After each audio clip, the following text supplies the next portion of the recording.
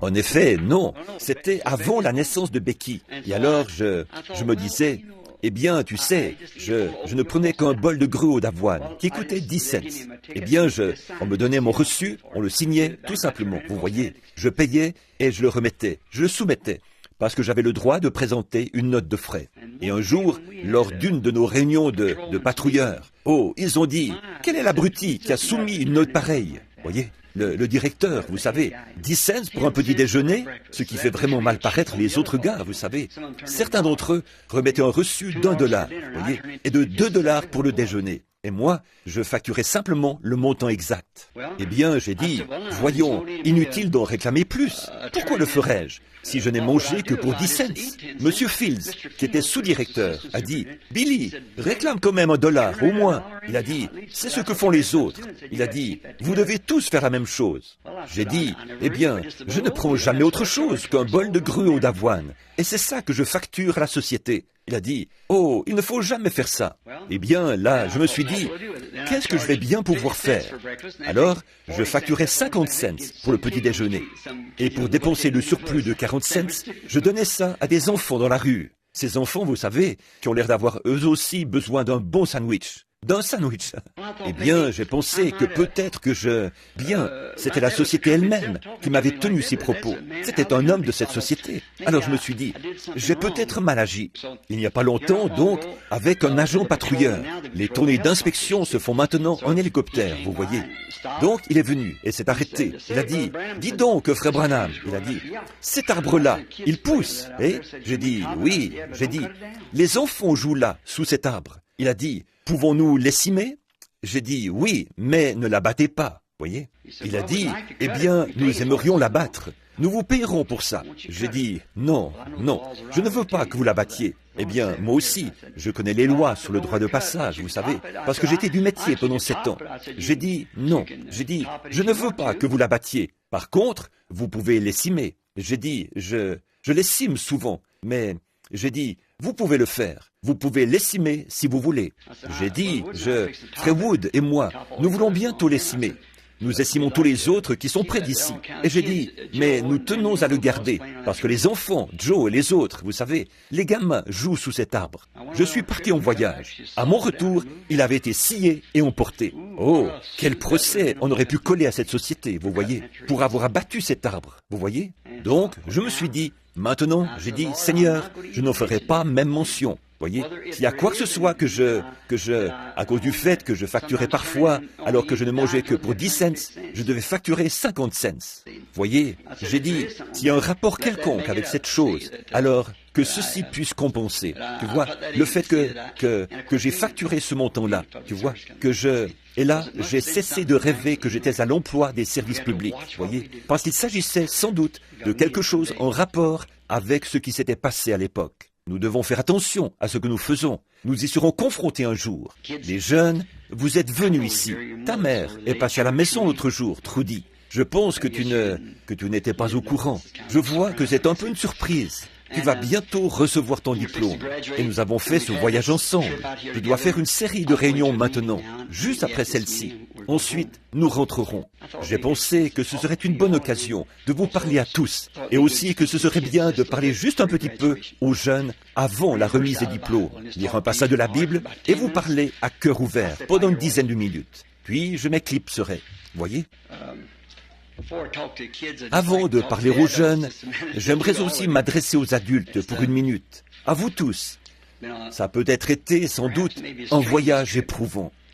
Mais l'expérience que j'ai acquise de Dieu, je n'accepterai pas même $10,000 en échange de ce que j'ai appris du Seigneur depuis que je suis ici. Je crois réellement que je suis venu ici dans une entière obéissance à l'ordre du Tout-Puissant. Et j'espère pouvoir m'y conformer pour toujours. Et quand je suis venu, tout d'abord, c'était suite à une vision dans laquelle je me trouvais au nord de Tucson, ici, quand une déflagration a retenti. Eh bien, frère Fred était là quand ça retentit. Et alors, vous savez, ils ont pris cette photo du ciel. Et je n'y avais pas vraiment prêté attention. Je ne l'avais jamais remarqué. Puis, pour une raison ou pour une autre, l'autre jour, elle a commencé à m'impressionner. Et frère Normand, le père de Norma, ici présent, il a dit, avez-vous remarqué ceci?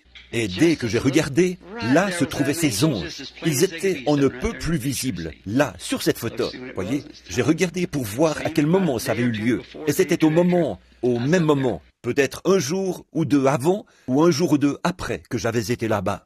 J'ai regardé où c'était, au nord-est de Flagstaff, ou de Prescott, qui se trouve en dessous de Flagstaff. Eh bien, c'est précisément le lieu où nous nous trouvions. Voyez? Exactement. À 42 kilomètres d'altitude. Mais la vapeur, l'humidité, toute espèce de brouillard, rien de tout cela ne peut s'élever à au-delà de 6 kilomètres ou de 8 kilomètres d'altitude. Vous voyez? Les avions volent à une altitude de 6000 mètres. Ils doivent s'élever au-dessus de tous les nuages. Vous voyez? 6000 mètres. C'est une altitude d'à peu près 6 kilomètres. Et ceci se trouve à une altitude de 42 kilomètres et mesure 48 kilomètres de large et a la forme d'une pyramide, si vous avez observé la photo. Et du côté droit, comme je vous l'ai dit, j'ai remarqué cet ange impressionnant. Le voilà, le torse bombé, les ailes vers l'arrière. Il arrive là, exactement comme ça s'est produit. Je n'avais pas remarqué ça au début, tellement de choses se sont produites. En venant sur la route l'autre jour, quelque chose est arrivé qui m'a fait connaître ce que je dois faire. Et il ne s'agit pas de mon message. Une fois, Léo Mercier a dit, frère Branham, après ceci, il viendra un temps, il a dit, il y a environ 5 ou 6 ans, peut-être 7 ans, il a dit, où le Seigneur opérera un changement dans ton ministère, frère Branham. Il a ajouté, quand il le fera, probablement que tu iras d'un hôpital à l'autre, relever les malades de leur lit et tout, par la parole. Ça ne sonnait pas juste, même si je crois que frère Léo essayait d'être sincère à ce sujet. Mais ça ne sonnait pas tout à fait juste, parce que, voyez, notre Seigneur Jésus n'a jamais fait ça, voyez, et s'est rendu dans les hôpitaux. Il y avait quelqu'un dans cet hôpital. Vous rappelez-vous où ça se trouvait dans la Bible? À la piscine de Bethesda. De grandes foules de gens impotents étendus là, infirmes, boiteux, aveugles, paralytiques. Ils attendaient l'ange. Or ça se passait dans un hôpital spirituel, où les gens attendaient la guérison divine. Et le guérisseur divin lui-même s'y est rendu, a guéri une seule personne et s'en est allé. On ne peut donc pas s'attendre à ce que paraisse un homme mortel ou un ministère qui soit plus grand que celui-là. Voyez, ça, je ne pouvais pas l'accepter. Mais au moment où j'allais me retourner, le Saint-Esprit est venu sur moi. J'ai demandé un stylo à Léo. J'ai pris un bout de papier et j'ai écrit cela. Ça se trouve aujourd'hui dans sa roulotte, si jamais il vous arrivait de vous y rendre. Il s'agit de cette vieille roulotte en aluminium où je gardais le matériel de rechargement. Quand vous passez la porte, il y a une étagère à droite, juste à l'entrée de la roulotte. Ça se trouve là, en dessous. Je l'ai placé là. J'ai dit, un jour, vous pourrez le retirer de là. Dieu ne changera jamais le ministère. Il changera plutôt l'homme qui exerce le ministère. C'est ce qui doit être fait. Vous voyez, je sais ce que je dois faire, mais je ne peux pas. Je ne peux pas le faire dans l'état où je suis maintenant, parce que quelque chose doit se passer en moi, et ça, c'est Dieu qui doit le faire. Nous avons l'intention de rentrer chez nous. Les enfants ont le mal du pays. Ils veulent tous rentrer. Donc, je compte les ramener, si le Seigneur le veut, peut-être samedi après la réunion. Donc, rentrer. Après, je ne sais pas. Mais je sais que dès qu'il se passera en moi ce quelque chose qui me fera éprouver pour les gens des sentiments différents de ceux que j'éprouve en ce moment, c'est que j'avais rejeté les gens, voyez, et je ne voulais plus rien avoir à faire avec eux. Vous savez ce que je veux dire, ce que j'appelle des Rikki et des Riketa, ces choses qu'ils avaient faites. J'avais prêché en toute sincérité, et Dieu avait confirmé cela en tout point. Et là, s'ils ne veulent pas y croire, alors laisse-les aller. Je me proposais d'aller rejoindre Bad l'automne prochain, commencer à travailler comme guide là-bas, attendre dans ces régions sauvages, me laisser pousser les cheveux et la barbe. Et si le Seigneur voulait que j'aille quelque part, il me le ferait savoir. Et je descendrais accomplir cela. Et sur la route, alors que je venais l'autre jour, il m'a arrêté. Et j'ai vu vers quoi je me dirigeais. Maintenant, je suis en route vers quelque chose d'autre. Et je me suis dit qu'une fois rentré, j'aurais ce qu'on appelle un entretien à cœur ouvert, que j'allais peut-être enregistrer, afin qu'ainsi les gens comprennent la raison de ce changement soudain.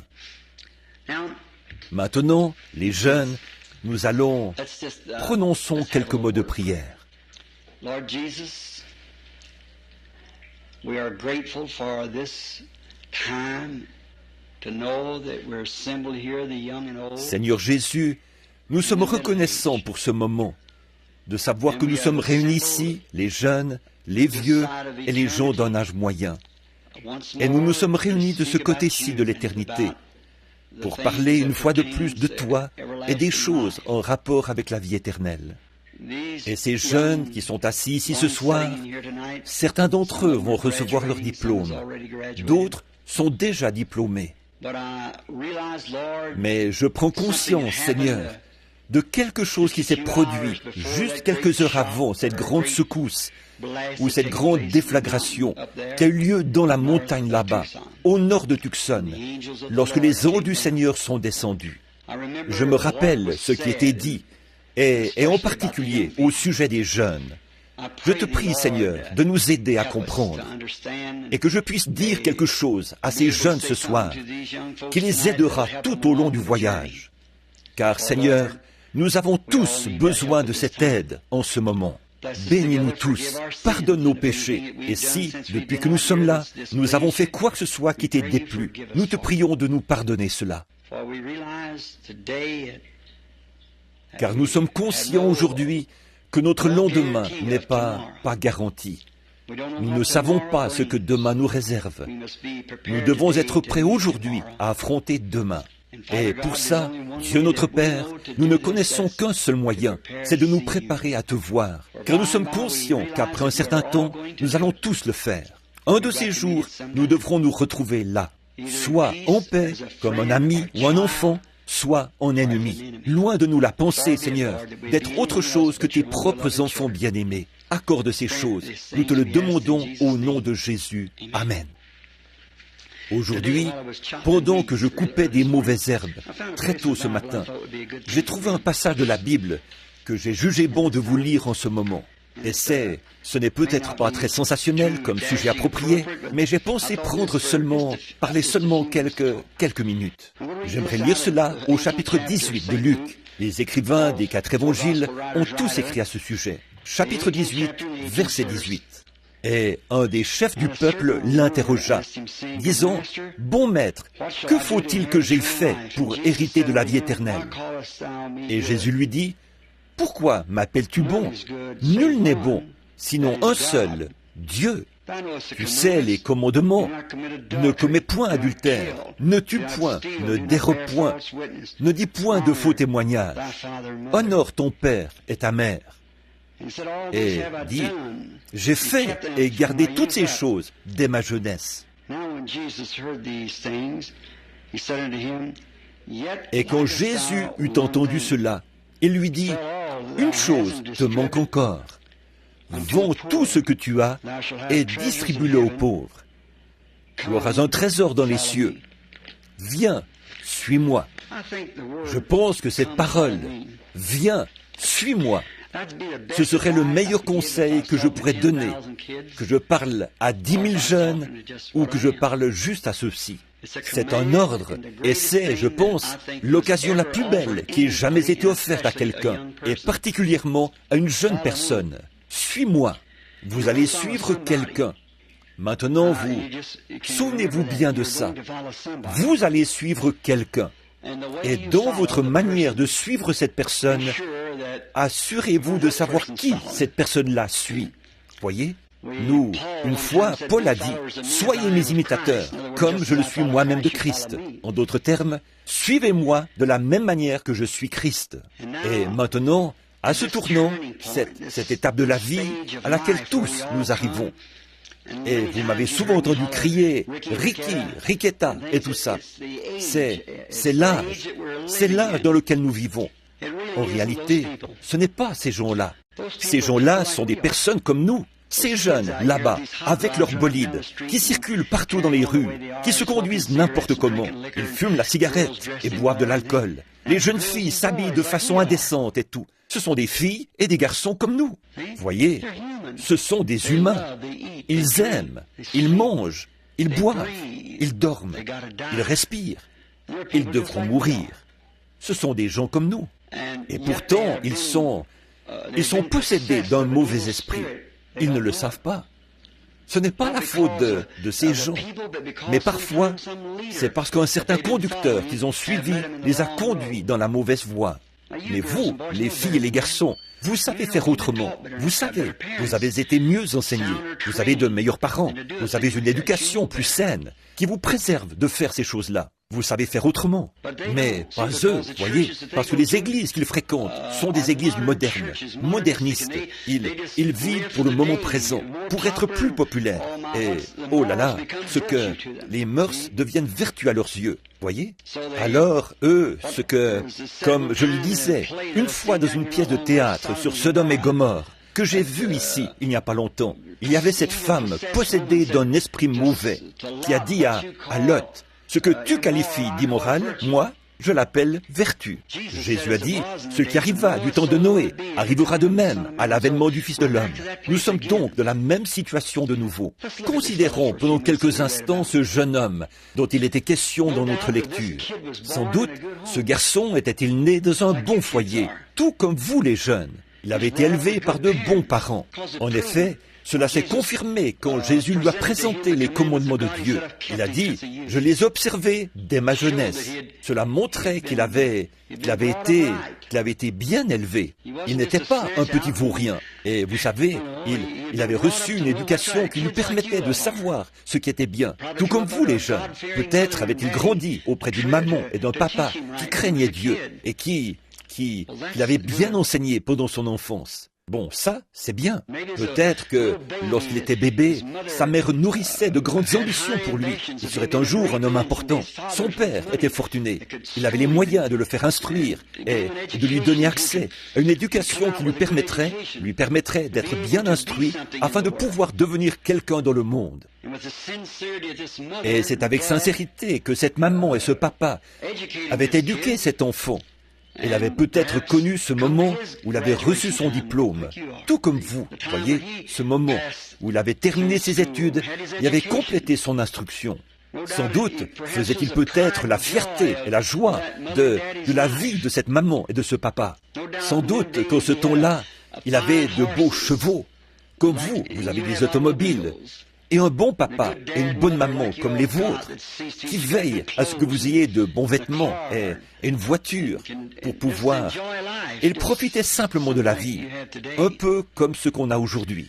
Ce père et cette mère priaient constamment que leur fils ne devienne pas juste un homme ordinaire, mais qu'il soit un homme extraordinaire. C'est ce que tous les parents souhaitent. Avez-vous entendu Jésus se référer à ce commandement-là? Honore ton père et ta mère. Puis, il s'est arrêté. Voyez, c'est ça l'ambition de tous les parents. Faire tout ce qu'ils peuvent pour leurs enfants, leur donner une instruction, leur offrir des choses qu'eux n'avaient peut-être pas pu se procurer. C'est mon sentiment au sujet de mes enfants.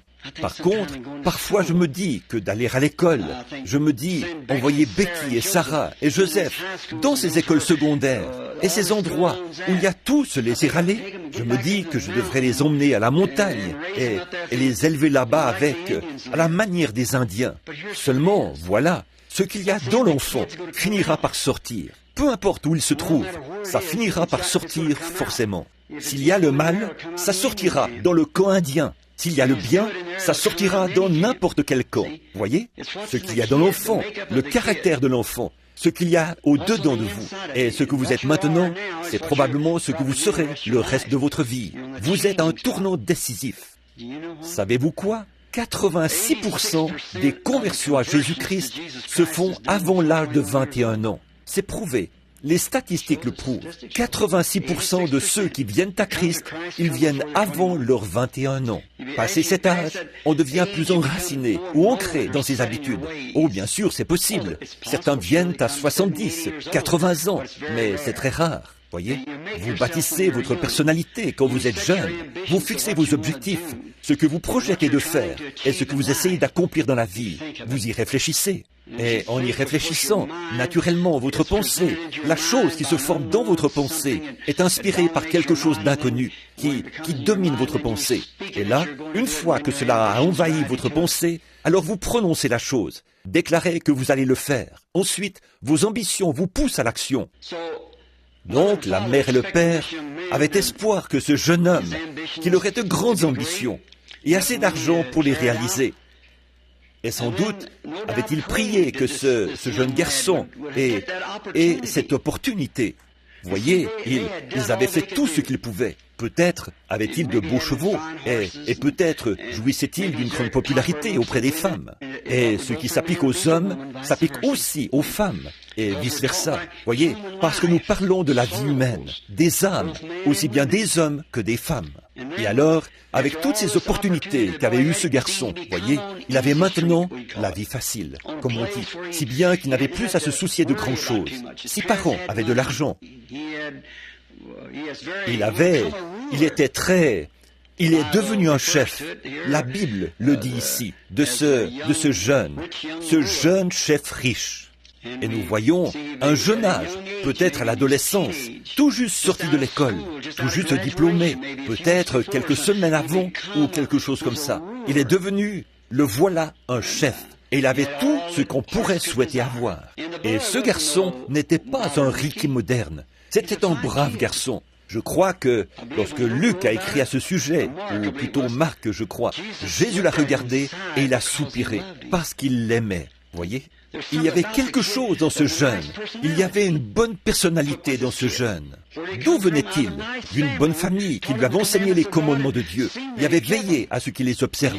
Et c'est ce qu'il avait fait dès sa jeunesse. Et ce garçon avait une ambition. Il désirait recevoir la vie éternelle. Il a dit, « Bon maître, que dois-je faire pour hériter la vie éternelle ?» Voyez, malgré tout ce que vous possédez dans ce monde, l'âme qui se trouve au-dedans de vous, vous dit qu'il y a quelque chose dont vous avez besoin, quelque chose que vous ne possédez pas, en ayant simplement la richesse, ou ce n'est pas nécessairement toujours la richesse, ça pourrait être la popularité, une jolie jeune fille. Elle peut tourner ses pensées vers sa beauté. Peut-être qu'elle est très populaire à l'école. Peut-être le garçon peut avoir toutes les filles qu'il veut. Il y a un certain sentiment de sécurité. La sécurité, ce n'est pas ça. Ces choses flétriront, comme la fleur dans le champ. Voyez, elles disparaîtront. Ça ne va pas tarder. Encore quelques révolutions du soleil, elles disparaîtront. Mais ensuite, vous avez une âme qui, elle, doit vivre éternellement. Et sans doute, ce jeune homme avait-il une belle personnalité, puisqu'en se présentant au Seigneur Jésus, il savait, il a fléchi le genou. Il a dit, « Bon maître, que puis-je faire pour avoir la vie éternelle ?» Il a dit, « Pourquoi m'appelles-tu bon ?» Il a dit, « Alors que tu sais qu'il n'y a de bon que Dieu seul. » Voyez, qu'est-ce que ce jeune homme avait exprimé par cela? Qu'il était Dieu, voyez. Il a dit, tu connais les commandements, observe-les. Il a dit, quel commandement, maître? Il a dit, les commandements tels que honore ton père et ta mère, et ainsi de suite. Il a dit, j'ai observé ces choses dès ma jeunesse. Tu vois, j'ai fait cela. Il a dit, il te manque encore une chose. Va, vends ce que tu as, distribue-le aux pauvres, et suis-moi. Quelle opportunité! Il aurait pu être un Pierre, un Jacques ou un Jean, l'un de ceux-là. Voyez, ce jeune avait été formé et élevé correctement. Et il avait été présenté à Christ pour qu'il l'utilise avec tout le potentiel exploitable qu'il avait en lui. Probablement instruit, jeune, riche, influent. Il aurait pu présenter l'Évangile, mais il l'a rejeté. Quel acte irréfléchi de la part de ce jeune homme. Voyez?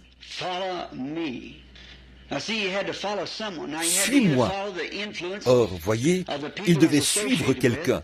Et là, il devait soit suivre l'influence des gens qu'il côtoyait, l'influence d'une jeune fille, l'influence d'une bande de garçons qu'il fréquentait, ses amis d'école, soit suivre Jésus-Christ. Il savait que malgré toute sa bonté, il n'avait pas la vie éternelle. Les jeunes, vous devez réfléchir à ça, voyez. Maintenant, regardez ce garçon ce soir, ce qu'il aurait pu être et ce qu'il est ce soir. Il se trouve quelque part. C'était un homme. Il se trouve quelque part. Il attend le jugement. Il attend de comparaître au jugement en ce jour-là, pour avoir rejeté la même opportunité qui se présente à vous, les jeunes, presque dans les mêmes circonstances. De braves jeunes, avec de belles personnalités, de bons pères et de bonnes mères. Tout ce que vous avez, vous n'avez même pas besoin de travailler, à moins que vous ne le vouliez. Voyez? Mais il y a quelque chose d'autre qui s'ajoute à cela. il y a quelque chose qui s'ajoute à cela. Cette parole-là, ce soir, elle ne meurt jamais. Elle demeure un défi à relever pour chaque jeune homme, chaque jeune femme. Suis-moi. Voyez, les paroles ne meurent pas. Chaque fois que vous prononcez quelque chose, souvenez-vous bien de ceci, que ce soit en secret dans votre voiture, que ce soit derrière la chaire, que ce soit au coin de la rue, avec votre petit ami ou votre petite amie, quel que soit l'endroit, ça ne meurt jamais. Ça doit vivre à jamais. Lorsque j'ai vu cette fille l'autre soir dans la vision, une jolie jeune fille, une actrice hollywoodienne, et je l'ai vue en train de mourir. Elle tendait le bras, elle essayait d'appeler de l'aide. Elle est morte d'une crise cardiaque. Mademoiselle Monroe.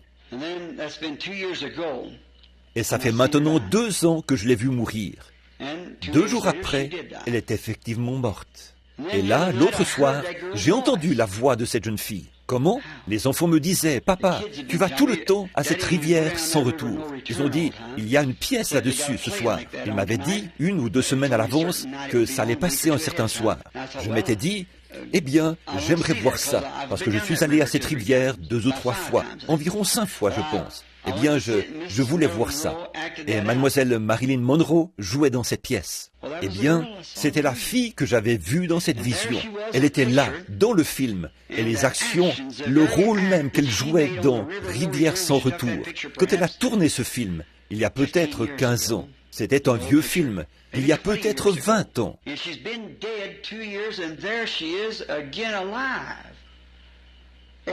Et ça fait 2 ans qu'elle est morte. Et la voilà de nouveau en vie. Chaque action et chaque parole, voyez, si bien captée sur cette bande magnétique qu'elle reprenne vie. Pas seulement dans ce cas-là, mais nous aussi, tout ce que nous disons et vivons, chaque parole que nous prononçons ne peut pas mourir. En ce moment, il y a des paroles, des silhouettes de gens qui traversent cette salle. La télévision les capte. Vous pouvez parler ici et on vous entend dans le monde entier à la même seconde. Avant même que vous n'entendiez cela dans cette salle, cela fait le tour du monde par voie électronique. Et le grand écran de Dieu capte cela. Et chaque mouvement, chaque acte que vous posez, vous y serez confrontés au jugement. Voyez? Alors, les jeunes, vous feriez bien de vous arrêter et de réfléchir à ces choses. Voyez? Parce que vous y serez de nouveau confrontés. Voyez? Suivons ce jeune homme, l'opportunité qui s'était offerte à lui, et mettez-vous à sa place. Et pour une jeune fille, c'est la même chose. Pour Becky, comme pour Marilyn, c'est exactement comme si vous étiez à la place de ce jeune homme et que vous entendiez cette voix qui est toujours vivante. Elle est toujours vivante, elle est toujours active. La science déclare que d'ici une vingtaine d'années, on captera sa voix littérale, ce qui l'a fait entendre il y a 2000 ans. Elle est toujours vivante. C'est comme un caillou qui tombe dans l'océan. La vague ne s'arrête jamais. Elle va au rivage à des milliers de kilomètres. Puis elle revient. De même, après qu'une voix se fait entendre dans les airs, elle ne meurt jamais. Et au jugement, vous ne pourrez rien dire. Elle sera là. La voix de Jésus-Christ sera là, invitant ce jeune homme. Suis-moi. Et lui, sur l'écran, s'éloignera tout triste, parce qu'il avait de grands biens. Voyez, il se pourrait que ce n'est pas nécessairement toujours à cause de l'argent, ça pourrait être d'autres choses, voyez. Tout ce que nous chérissons plus que cet appel, voyez, ça devient comme de l'argent pour nous, ça devient quelque chose qui nous corrompt. Maintenant, suivons-le un petit peu. Que s'est-il passé après qu'il s'est éloigné? Il n'a pas écouté cette voix de Christ, il est allé rejoindre ses amis. Et vous, les jeunes, vous êtes de braves jeunes, vous aurez forcément des amis, mais faites attention au genre d'amis que vous avez. Si c'est un ami qui suit Christ, fréquentez cet ami. Vous aussi, suivez Christ. Mais s'il ne le fait pas, ne le fréquentez pas. Observons-le. Nous voyons qu'il a peut-être gardé ses amis. Il est devenu un grand chef. Il était déjà un chef. Plus tard, nous le retrouvons, devenu si prospère qu'il avait dû bâtir des granges supplémentaires pour y amasser ses affaires. Alors il s'est dit, après qu'il avait vieilli et que les soucis de la jeunesse et toutes ces choses étaient passées, alors tout ce qu'il faisait, peut-être, c'était de donner des réceptions. Quand on est un vieil homme, une vieille femme, des gens comme moi, ma femme, vos mamans et vos papas, Il n'y a pratiquement rien qu'on puisse envisager. Ils ne peuvent pas, n'ont pas envie de sortir et de courir les rues, vous savez, comme le feraient des jeunes hommes, des jeunes femmes, des rendez-vous galants, et que sera votre femme, ou votre mari, ou, voyez, ils n'ont pas ça à l'esprit. Eux, ils ont des enfants dont ils se soucient. Ce sera pareil pour chacun de vous demain, s'il y a un lendemain, voyez. Et alors, voyez, ce jeune homme qui avait peut-être même qu'il ne s'est jamais marié. Quoi qu'il en soit, il était un grand chef. Et il s'installait sur, comme c'est la coutume à Jérusalem, jusqu'à ce jour, ils prennent le repas sur le toit, à cette heure-ci de la journée, quand le temps se rafraîchit, le soir venu. Et nous voyons un autre personnage représenté là, auprès de lui, un mendiant. Et cet homme, qui avait pourtant été bien élevé, ayant appris à honorer son prochain et à agir envers les autres comme il voudrait qu'on agisse envers lui, voyez, en rejetant cet appel de Christ, finalement, on aurait cru qu'un garçon élevé dans un foyer comme celui-là, ces choses ne se seraient jamais éloignées de lui. Et pourtant, c'est ce qui est arrivé. C'est ce qui est arrivé. Et là, un homme du nom de Lazare, couché à la porte, le suppliait de lui donner à manger, mais en vain. Il aurait bien mangé les miettes qu'il balayait, non pas pour les donner aux mendiants, mais aux chiens. Et il était couvert de plaies. Mais cet homme avait tellement adopté les manières raffinées de la société que là, il était devenu indifférent. Il était devenu insensible parce qu'il avait rejeté l'offre que Christ lui avait faite. Peut-être qu'un soir, à cette heure-ci, il portait un toast avec de bons vins et de jolies femmes parées de bijoux qui l'entouraient et tout. Il avait tout ce que son cœur pouvait désirer et il portait un toast. Et un mendiant était couché à la porte. Et avant le lever du jour, le lendemain matin, il était en enfer, en train de crier que Lazare vienne lui mettre de l'eau sur la langue. Le décor avait changé. Et remarquez, quand il a dit « Père Abraham », là, il se souvenait encore qu'Abraham était le père des Juifs. Il a dit « Père Abraham, envoie Lazare, le mendiant, ici, avec sur ses doigts un peu d'eau, afin qu'il m'en mette sur les lèvres. Ces flammes me font souffrir cruellement. » Et il a dit, et Abraham a dit, je ne peux pas faire ça, carrément. D'ailleurs, tu vois, l'occasion t'a été donnée pendant ta vie. Quand lui a-t-elle été donnée? Lorsque Jésus a dit, suis-moi. Mais il a rejeté cela. Il a suivi la voie qui lui permettait de gagner de l'argent. Et c'est en ordre. Il n'y a rien de mal à gagner de l'argent. Mais suivez Jésus pendant que vous le faites. Voyez? Or lui, il avait suivi l'autre voie. Il a suivi la foule. Et on voit là qu'il a dit, qu'Abraham a dit, d'ailleurs, il y a entre toi et lui un grand abîme que personne n'a jamais franchi et que jamais personne ne franchira. Ceux qui sont là-bas ne peuvent pas venir ici. Et ceux qui sont ici ne peuvent pas aller là-bas. C'est ainsi établi. Personne ne l'a jamais traversé, ni le traversera jamais. Écoutez-le maintenant. Le voilà qui veut devenir évangéliste. Cet appel que Jésus lui avait lancé quand il était un jeune homme, de le suivre et de devenir un gagneur d'âme, lui est revenu à l'esprit. Il s'en est souvenu, et ses 5 frères qu'il avait sur la terre, il ne souhaitait pas les voir dans ce lieu-là. Il a dit, alors envoie Lazare là-bas pour qu'il dise à mes frères de ne pas venir ici. En d'autres termes, d'accepter cet appel, suis-moi. Voyez? Mais il a dit, ils ne le feront pas. Il a dit, oui, si quelqu'un comme Lazare ressuscitait des morts et retournait le leur dire, vous voyez, ça prouve qu'après la mort, on est toujours conscient. Il s'en souvenait. Abraham a dit, mon enfant, souviens-toi du temps où tu vivais. Voyez, on se souvient toujours. On ne perd pas sa mémoire. On se souvient. Les souvenirs que cet homme avait, tout en étant dans ce lieu, il s'est souvenu de l'opportunité qu'il avait eue d'entendre Jésus lui dire, suis-moi. Mais il avait suivi la mauvaise personne, le mauvais groupe. Il avait fréquenté le mauvais groupe et il s'est retrouvé dans le mauvais lieu, à la fin, dans la mauvaise éternité, pour être anéanti ce jour-là, séparé de Dieu pour toujours. Jésus a aussi fait une déclaration très frappante. Quand même quelqu'un des morts ressusciterait et retournerait là-bas, ils ne se laisseraient pas persuader. En effet, ils ont la loi de Moïse, et s'ils ne veulent pas écouter cela, alors ils n'écouteront pas. Quand même quelqu'un ressusciterait des morts, ils ne se laisseront pas persuader. Pourquoi? Pourquoi? La loi mentionne-t-elle quelque chose de ce genre? Oui, agissez envers les autres comme vous voudriez qu'ils agissent envers vous. Et il avait vécu sous la loi, mais il a laissé le mendiant mourir à sa porte. Voyez, il avait vécu sous les commandements de Dieu, mais il n'a pas reconnu cette glorieuse vie éternelle. Les jeunes, vous êtes tous, à mes yeux, comme mes enfants. Vous êtes tous, à mes yeux, comme mes fils et mes filles. Dans un certain sens, vous l'êtes, voyez, sur le plan spirituel, c'est vrai. Le Seigneur Dieu a placé vos âmes sous ma responsabilité, parce que vous venez m'écouter. Vous me croyez, voyez, et dans un certain sens, vous êtes mes fils et mes filles. C'est vrai. N'oubliez jamais ceci. Observer les commandements de Dieu, c'est formidable. Être élevé dans un bon foyer, c'est un héritage de la part de Dieu. Et être de braves jeunes, avec les personnalités que vous avez, c'est bien. Être instruit, c'est merveilleux. Le fait même de vivre dans ce pays de liberté, c'est merveilleux. Nous avons bien des raisons d'être reconnaissants. Mais il y a une chose qui ne s'obtient pas par héritage. Vous devez l'accepter. Cette chose, c'est la vie éternelle. Et vous ne pouvez l'accepter qu'en suivant Jésus, par l'expérience de la nouvelle naissance.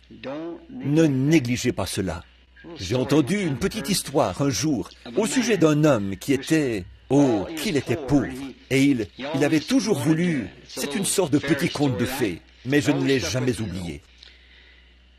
Un jour, il a cueilli une fleur, et cette fleur était magique. Et la fleur lui a parlé en ces mots. Tu as été pauvre toute ta vie. Elle a dit, maintenant, demande ce que tu voudras, et cela te sera accordé. Il a dit que cette montagne là-bas s'ouvre, afin que je puisse y entrer et que je trouve l'or que renferme cette montagne. Eh bien, a-t-elle dit, tu devras m'emmener avec toi partout où tu iras. Tu vois? Tu devras m'emmener avec toi. Et ainsi, partout où je serai, tu pourras me demander ce que tu voudras. Il a marché jusqu'à la montagne. La montagne s'est ouverte et il y est entré. Les rebords étaient couverts d'or et de diamants, comme le raconte le petit conte de fées. Il a posé la fleur sur une table ou un rocher.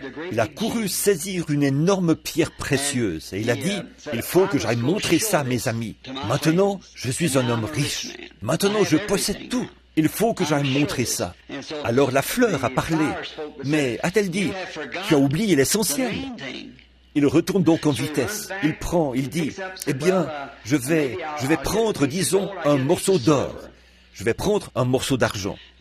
Alors il a ajouté, je vais me dépêcher de sortir pour aller dire aux gens combien je suis riche et tout ce que je possède. Il est arrivé à la porte et la fleur a dit, mais tu as oublié l'essentiel.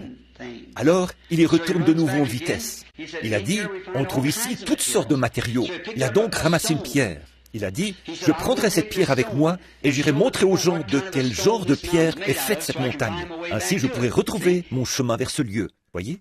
Et comme il allait franchir la porte, la fleur a dit pour la dernière fois, tu as oublié l'essentiel. Oh, il a dit, oh, tais-toi. Voyez, il ne voulait plus entendre ça. Oubliez l'essentiel.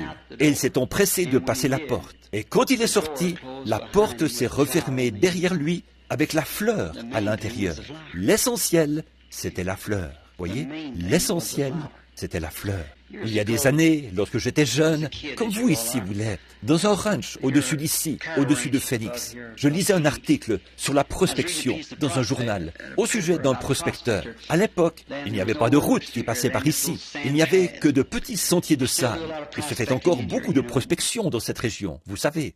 Mais ce prospecteur-là était arrivé et avait trouvé beaucoup d'argent. Il avait découvert beaucoup d'or. Et sur le chemin du retour, il s'est arrêté à une cabane qu'il avait trouvée. Il avait un chien qui l'accompagnait, et ce chien, il l'avait attaché à l'extérieur. Et cette nuit-là, un brigand l'avait suivi pour s'emparer de cet or. Il avait trouvé cet or dans les vieilles mines espagnoles, et l'emportait avec lui. Et le chien s'est mis à aboyer. Or cet homme ne voulait pas que ce chien le dérange. Il a dit, « Tais-toi !» Il a dit, demain, j'emporterai ça en ville. Et la morale de cette histoire est la suivante. Je vais faire peser ça. et je serai un homme riche. J'achèterai de superbes voitures, j'aurai toutes sortes de femmes, et je donnerai de grandes soirées. Je serai un homme riche, parce que voilà, j'ai découvert le gisement. J'ai de l'or ici, beaucoup d'or. Et il a dit, je vais... Et pendant qu'il s'efforçait de trouver le sommeil, le chien aboyait de plus belle, parce que ce chien avait vu ce hors-la-loi, qui s'approchait à pas de loup, attendant que le prospecteur s'endorme. Il s'est levé de nouveau, et de nouveau, il a hurlé au chien à ses mots, « Tais-toi !» Et le pauvre chien a gémi. Il essayait d'avertir son maître du danger qui le guettait. Et quand la fois suivante, quand le chien s'est mis à aboyer, le prospecteur avait un fusil de chasse. Il ne voulait pas être dérangé. Alors il s'est levé et a abattu le chien. Et le prospecteur a été tué cette nuit-là par le hors-la-loi. Tous ces grands rêves ne l'ont servi à rien. Pourquoi? Il avait fait taire la voix qui le mettait en garde. Personne ne peut s'aventurer à faire quelque chose, vous les jeunes, vous ne pourrez jamais faire quelque chose de mal, après avoir été élevé comme on vous a élevé, sans ressentir quelque chose qui vous dit de ne pas le faire. Surtout, ne faites jamais taire cette voix qui vous met en garde. Et souvenez-vous bien de ceci, acceptez cette voix qui a dit « Suis-moi » et vous aurez toujours un bon résultat. Effectivement, c'est ce que je crois. J'ai confiance en vous.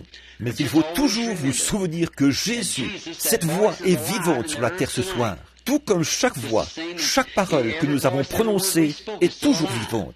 Quand cette voix est diffusée dans les ondes éthérées de l'air, voyez, vous avez un émetteur ici qui transmet cela. Vous êtes cet émetteur qui transmet cela. Ensuite, il faut que la station capte cela.